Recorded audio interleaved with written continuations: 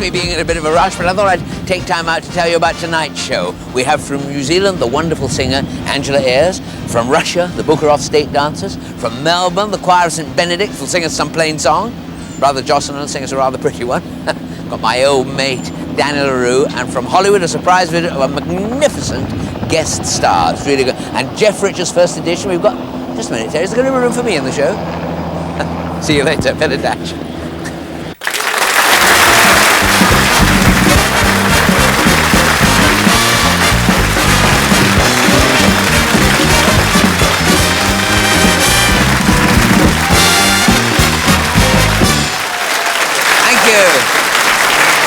Thank you very much. Oh! Thank you. Good evening and welcome to another edition of our variety specials. If I seem a little bit under the weather, well, because I've had a bit of a week of it, really, you know. What with the words and the music and the dancing. By the time we had finished rehearsals this week, I was just about ready to meet my maker. Then the chairman of Dinky Toys failed to show up, and now I'm working at a bit of bodybuilding, to be honest. I went out the other day. And bought one of these bull workers, you know, but it wasn't much good. I couldn't get the wrapper off. Tonight I'm feeling totally drained. Now I know you may find that hard to believe. I mean, to look at me, I'm sure I seem my usual strapping athletic self, you know, a living testimony to the wonders of Complan and padded shoulders. But appearances can be deceptive, as the hedgehog said as he climbed off the scrubbing brush. Anyway,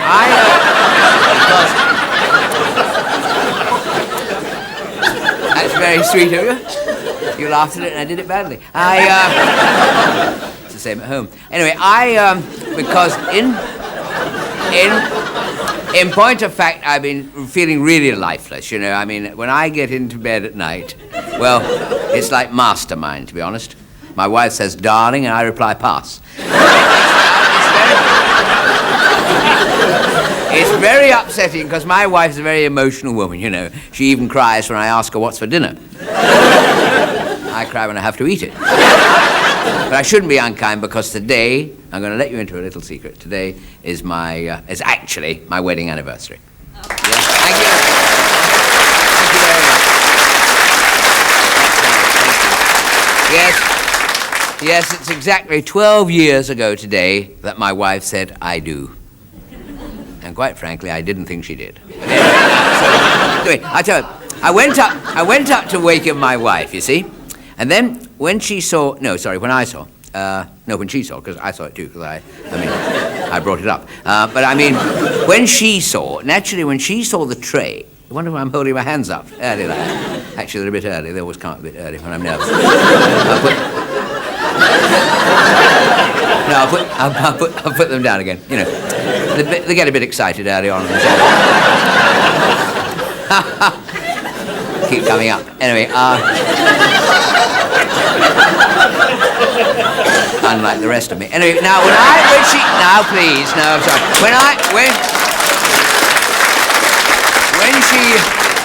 When she saw the tray that, you know, I was bringing up, you know, now I can bring up my hands, she said she couldn't believe her eyes, because there on the tray was fruit juice, cereal, fresh coffee, bacon, eggs, sausages, tomatoes, toast, marmalade. She said to me, that looks absolutely delicious.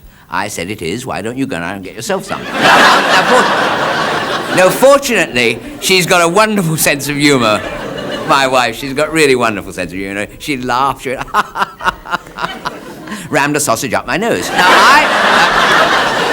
so of course, I went to see the doctor, you know, not for the sausage up my nose. No, that healed up in a matter of months. No, I went up to see the doctor about this lack of energy. Now, he made me undress, you know, then he made me undress, all over, obviously, and gave me one of those thorough examinations, top to bottom, and it was a little bit disconcerting, you know, because at the end, he said, I'm sorry, I can find nothing wrong with you at all, Mrs. Corbett.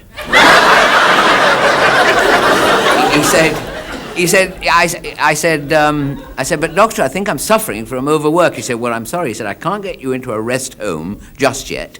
Will you settle for 2 weeks with telecom? Now,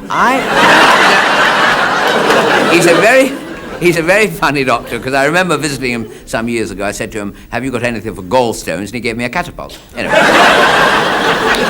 that's as maybe. Ladies and gentlemen, one of the... you are a lovely lot tonight, I must say. One of the greatest musicals of the last decade would have to be A Chorus Line. It was an enormous success in America. I saw it in London, and one of its stars in the Australian production, actually, I think I loved it because of its story. It was all about young dancers who wanted to be stars, and actually reminded me of myself when I was young. No, actually, my mother was the one who, to be honest, had all the ambition, even when I was being potty trained, you know. She used to sing Tinkle, Tinkle, Little Star, and I was... But one of the lovely stars of Chorus Line is my first guest tonight, so I'd like you to welcome Angela Ayres as she presents Every Step of the Way.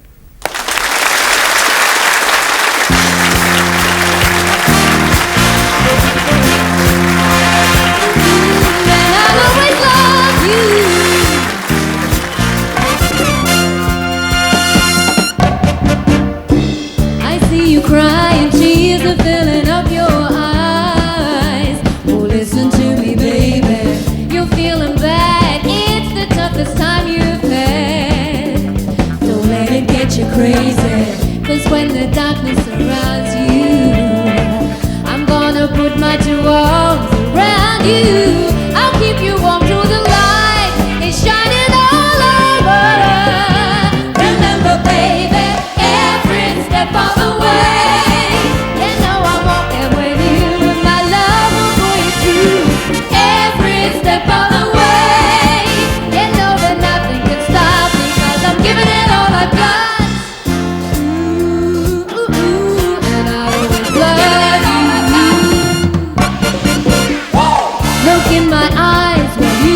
They don't tell lies.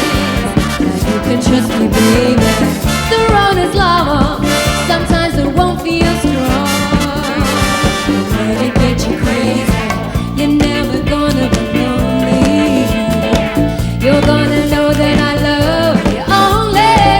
I'm on your side even when you're shining all over. Remember, baby, every step of the way.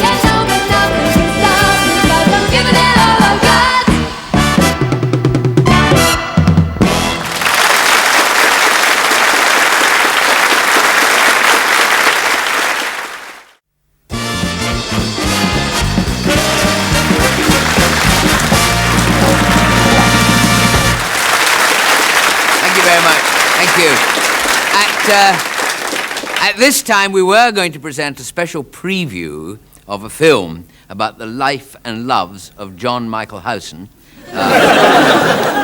called Close Encounters of the Third Kind.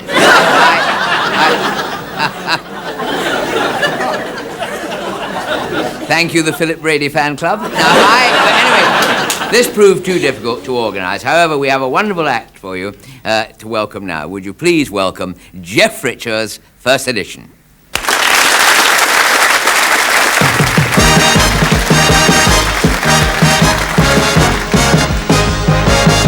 It's getting late.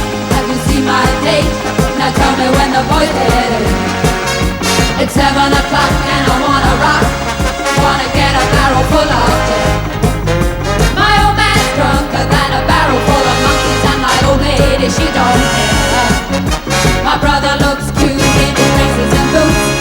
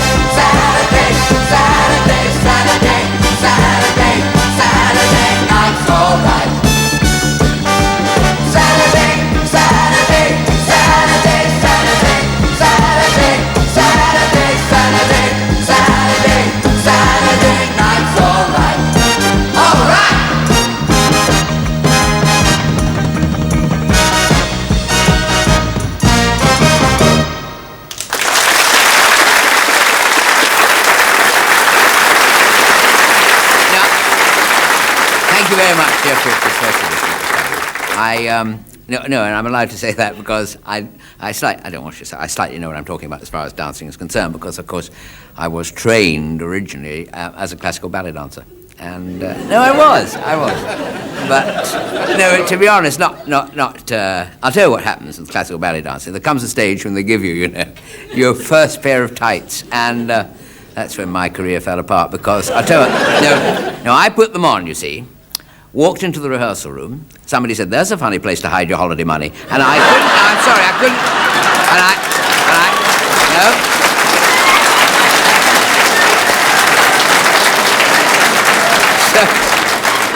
So never again. No. Ladies and gentlemen, it's not often that I have the chance to introduce a true superstar to you on the program, but tonight is one such night. My next guest has entranced audiences on the screen, in theaters and in cabaret for many years, and I'm particularly honored that she has made a long trip to appear with us tonight. Ladies and gentlemen, one of Hollywood's legendary screen love goddesses, the fabulous Marlene Dietrich.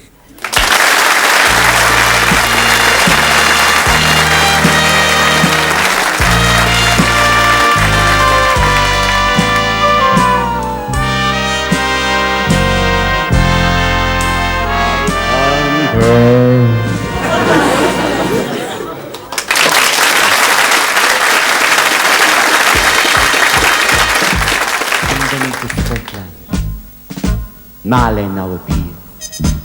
All the men have loved me for years and years and years. How do I keep it up all night with Vegemite and Arodite, Foster's and Pavlova? They're mad about Marlene. For in love again, never wanted to. The boys all form a queue, they can burn. I'm loved by all the men. When they hear me call, they climb up the wall, they can burn. My voice, so husky, excites its sonny Jim. I keep it husky by gargling with vim, lifting my face again, pulling up my skin. This is not my chin, it's my kneecap. Where have all the big stars gone? Long time passing, Bogart gave me everyone long, long ago. The screen today is full of tarts, cocky boys with tiny hearts. When will they ever learn? When will they ever learn? But look at me, nearly 83, and oh my God, I'm dying for a wee. I've had so many facelifts in this town. As my hat jumps up, my knickers fall down. But I keep going. I'm still a killer. This isn't makeup, it's polyfiller. Yes, old Marlene, she just keeps rolling along.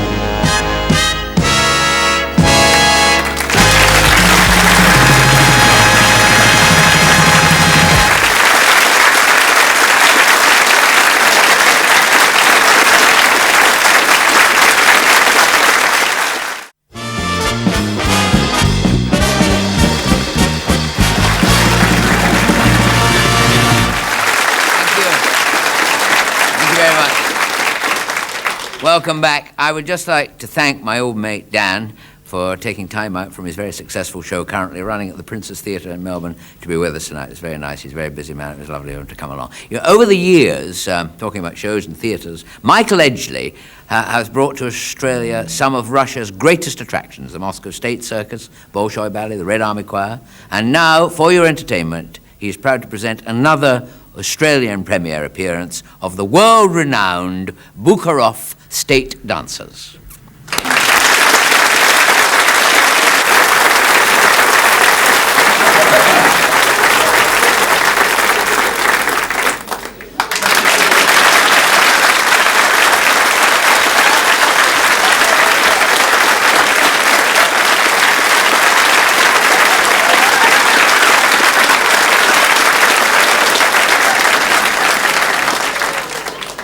Do svidanya. Or as you say here in Australia, not while the train is standing in the station. Good evening, ladies and gentiles, toodle peep, and top of the bottom to you.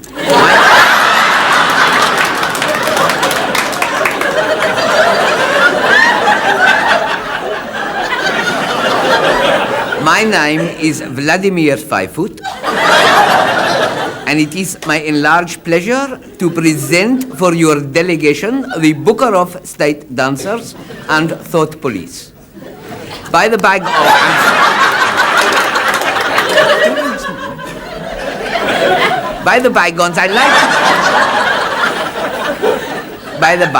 I would like to thank President Carter's interpreter for the help in translating this speech. Cheers and mud in your bottom, old fellow.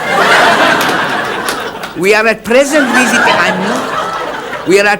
visiting your lovely country on a goodwill tour, and we have visited many seaside placings, and tonight this is our last resort.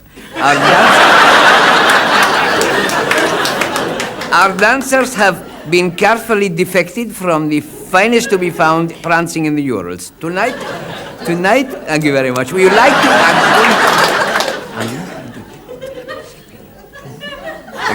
Tonight, we'd like to present a typical traditional folk dance of the steppes, which tells a heartfelt, burning story of a young man who leaves his village, seek fame and fortune in the big city, and he falls in love with a mature cleaning lady, and the dance is called the wooing of the old scrubber. Thank you very much.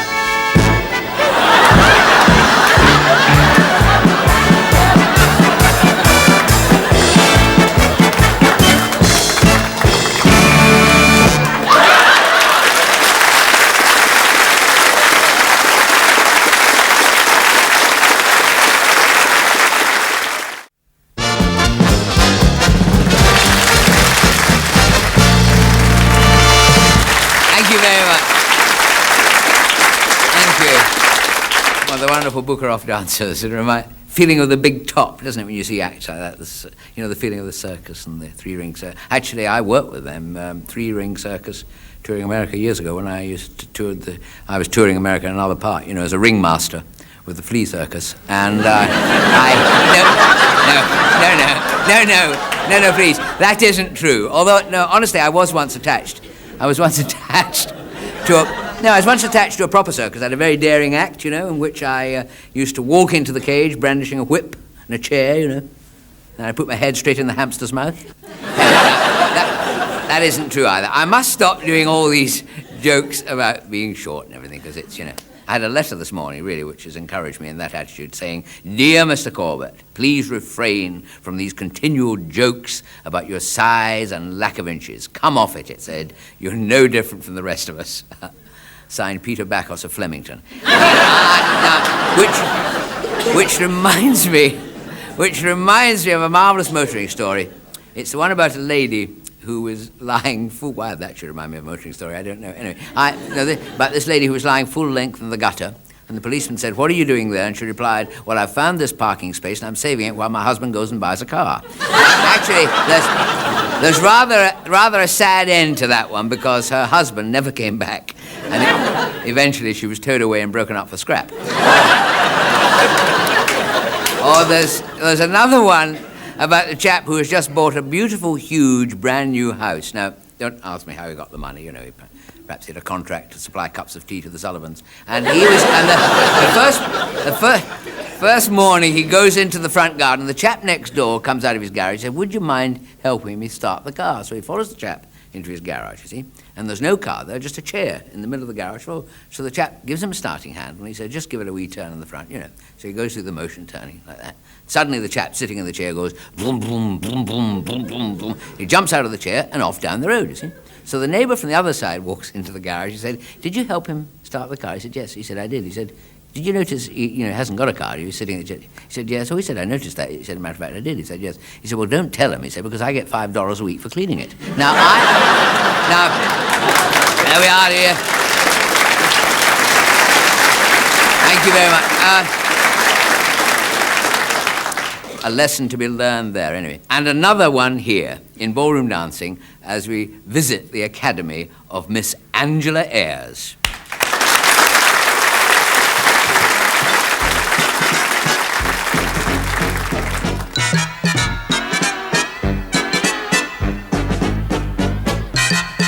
I'm so hippity-hop, heart goes flippity-flop. I got that tingly-tingly feeling. Every Monday at 2, I'm so tickety-boo. I've got that tingly-tingly feeling. I'm so nerdy that my heart goes ting-a-ling, like a pussycat playing with the ball of string. My heart goes patty-pat-pat, door goes ratty-tat-tat. I've got that jingly-jingly feeling.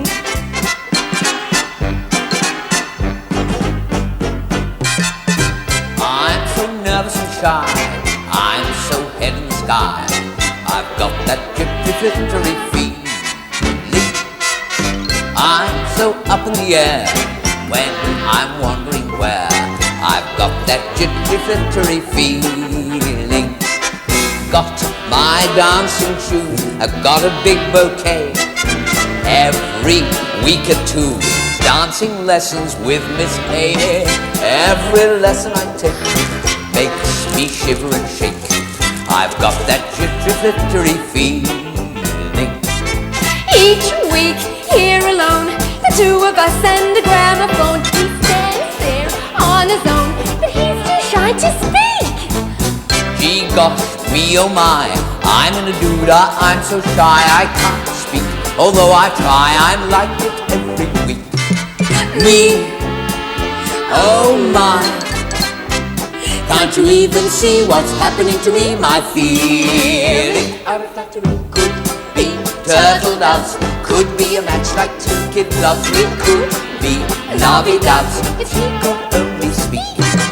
First you take take my hand. I take your hand, I understand. Yes, that's it. You take my hand. Your hand is quite unique. Now you take my waist. Fingers are placed around my waist. Now it must be faced, I'm feeling rather weak. Me, Oh my, it's plain to see what's happening to me. My feelings are of flattery. When the music plays, fondly into her eyes I'll gaze. I'm tongue-tied and in a daze, but there's no need to speak.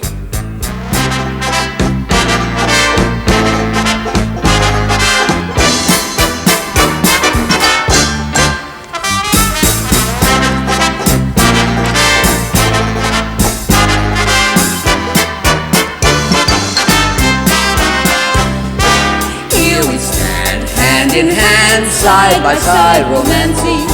On the day we're dancing, the two of us. Though the truth ends too soon, there's no if and when, love. We'll romance again, love, at 2 o'clock next week.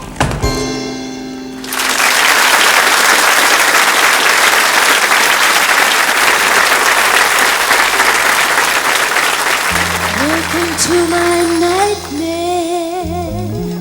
I think you're gonna like it. I think you're gonna feel you belong. A nocturnal vacation,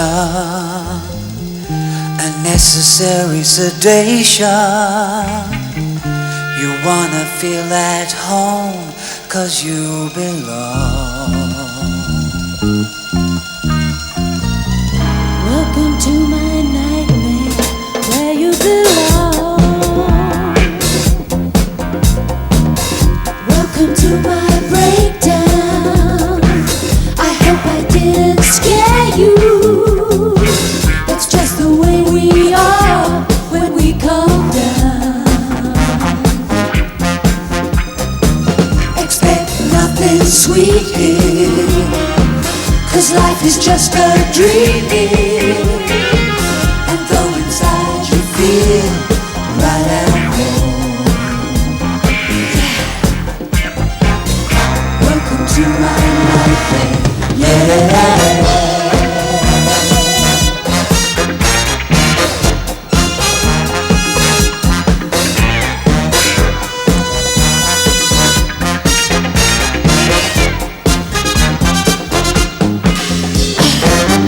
Welcome to my nightmare. I think you're gonna like it. I think you're gonna feel you belong.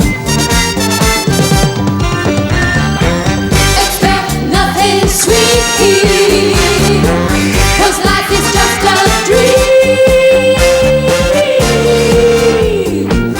You know inside you feel right at home. Welcome to our nightmare.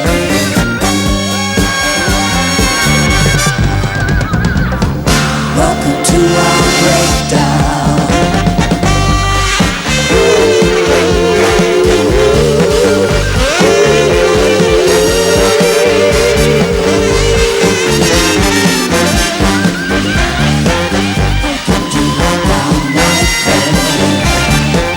How did you like our nightmare? How did you like our nightmare? How did you like our nightmare? How did you like our nightmare? How did you like our nightmare? How did you like our nightmare? How did you like our nightmare? How did you like our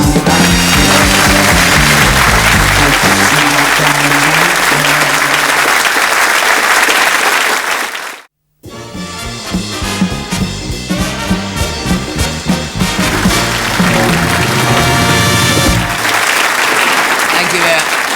Before this next item, may I extend my deepest apologies to Miss Deborah Carr and Mr. Yulbrunner. Ladies and gentlemen, pray silence for the Queen and I.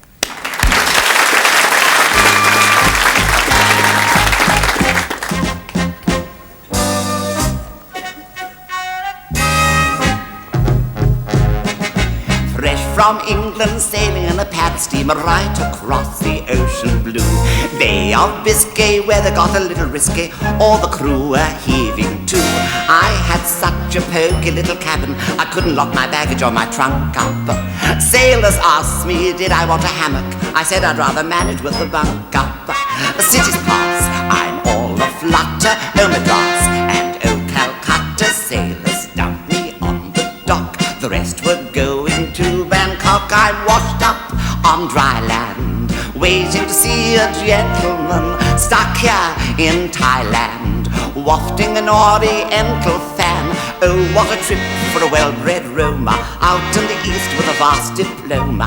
I'm in a terrible jam, what an ass I am.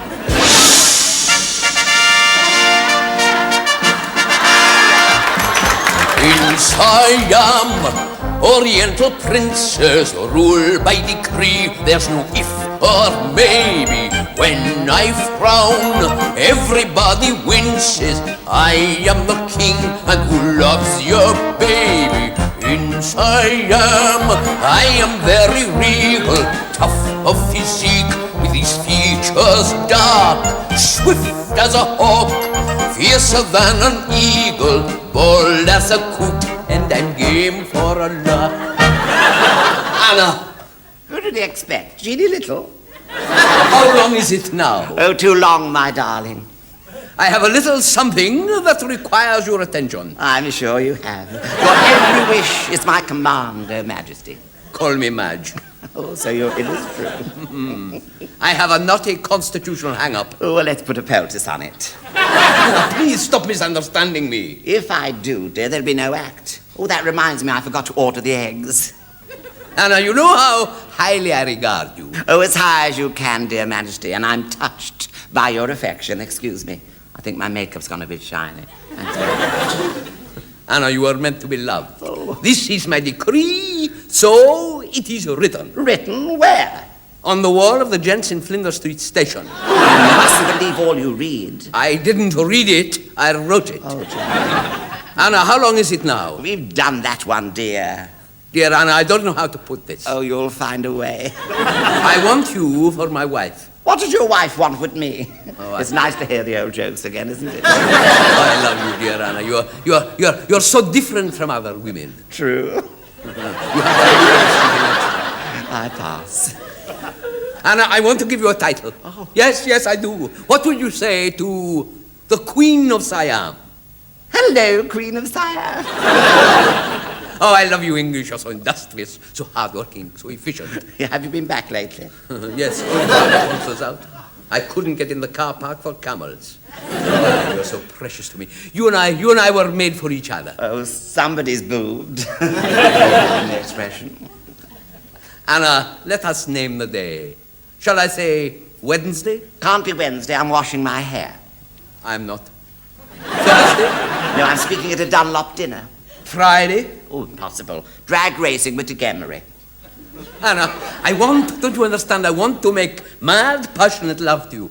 If you do, and I ever hear about it, I shall be furious. But you may kiss the hem of my crinoline. You're pitiless. All right, have it your own way. Kiss the hem of my pitiless.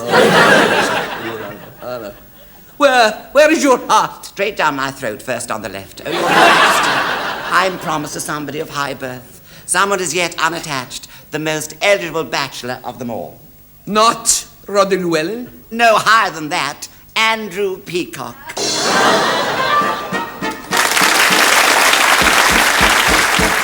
Oh, shall we dance, Your Highness? Shall we try a couple or two? I've a rather nice fandango that I'll show a monarch like you. I'm so full of Eastern promise, I could tango for a week. Let's get back together. We'll be dancing cheek to cheek.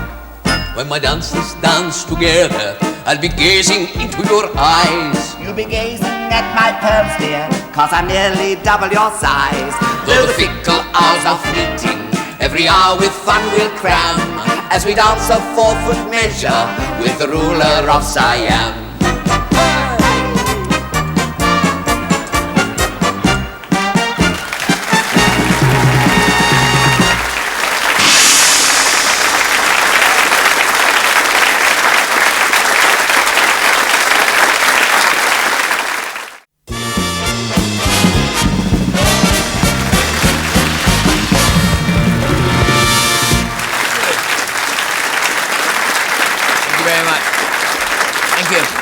before I begin my little bit, I'd like to tell you that a lot of people wrote in and,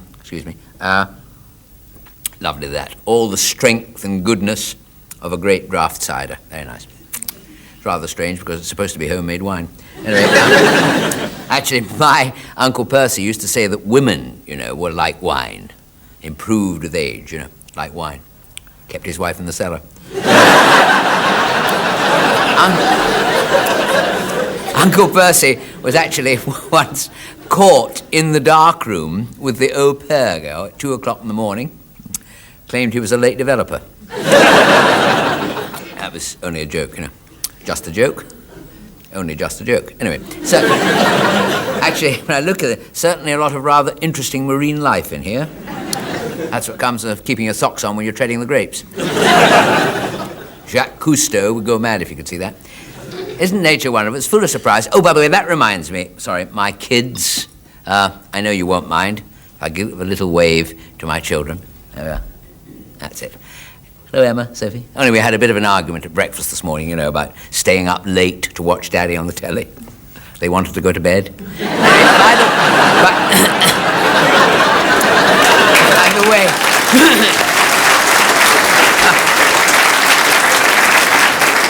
a little tip to anyone who's about to get married, by the way. Be sure and have a home movie made of the ceremony. Because very often, in years to come, you might be feeling a bit low, a bit depressed. Run that film. It's like a fairy tale. Particularly if you run it backwards, because that way you end up single. What I was going to say is that a lot of people... No, I won't bother with that, sorry. What I was going to say was that a lot of people... Yes, I will. Yeah, I will. Change my mind there. I wasn't sure whether I'd tell you or not, but I will. I once took a course in the power of positive thinking,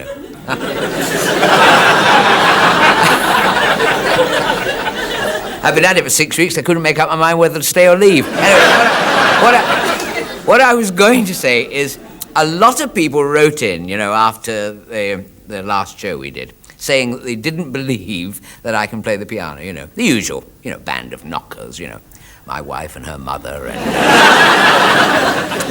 our local priest. That's the last confession he gets out of me. He should talk. If he hadn't got the wrong collars back from the laundry, he'd still be on the buses. Anyway.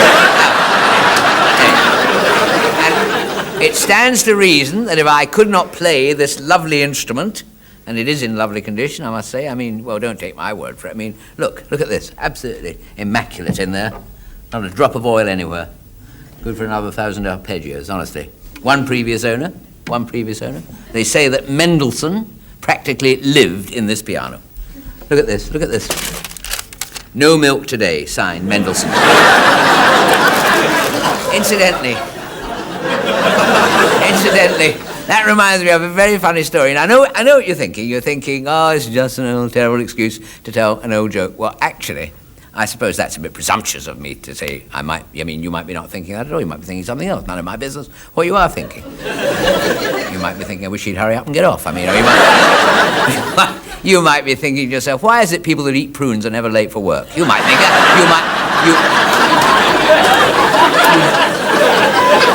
You might be thinking, hasn't the milkman got cold hands? Or you might be saying to yourself, if I haven't swept up for a fortnight, am I keeping a disorderly house? I'm glad you're not thinking that, because you wouldn't be getting many laughs. Anyway, but I wish it hadn't crossed my mind. Anyway, but I digress. It is nothing to do with me what the viewers think, as long as you sit up straight and pay your rentals. That's all I ask. Now, for the very funny joke, well, it's not all that funny. No, well, it isn't really, but when I told it to my wife, she laughed, but she's going through rather a sticky patch, and I think she was going to laugh anyway. Anyway, now, what I'll do is I'll tell you the joke, you see, and I'll save about a minute at the end, then I'll play this, this. I'll play that, the minute waltz, and if I haven't got time, I'll just play half of it, and the 30-second waltz, and anyway, this Irish chap, this is the story, this Irish chap goes home unexpectedly, you see, and discovers his best friend, having an affair with his wife, Well, he is too shocked to say anything. which is just as well because I don't do a very good Irish accent. Now, if he'd been Jewish, oy vey, said Pat, you see? That doesn't work, really, does it? Besides, Jewish fellows don't go home unexpectedly, because they have to stay behind and shut up the shop. Anyway, by the way, I am allowed to make jokes of that sort because I am half Jewish. Half Jewish, half Mormon, No, my father was born in Salt Beef City, so that's right. This Irishman goes home, as I said, unexpectedly. Now, don't ask me why he did that. Just let's say, he had an accident at work or something. He was told to sweep up the leaves and he fell out of the tree. Anyway, he walks. Oh, no.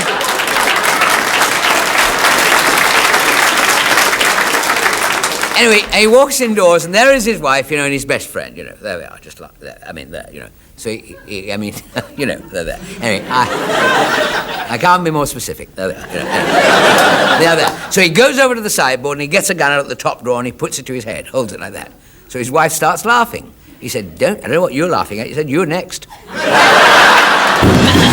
you very much. Thank you. Thank you very much. Thank you. I'd like to thank you for watching and my guest for coming. Until the next time, it's good night. Thank you very much.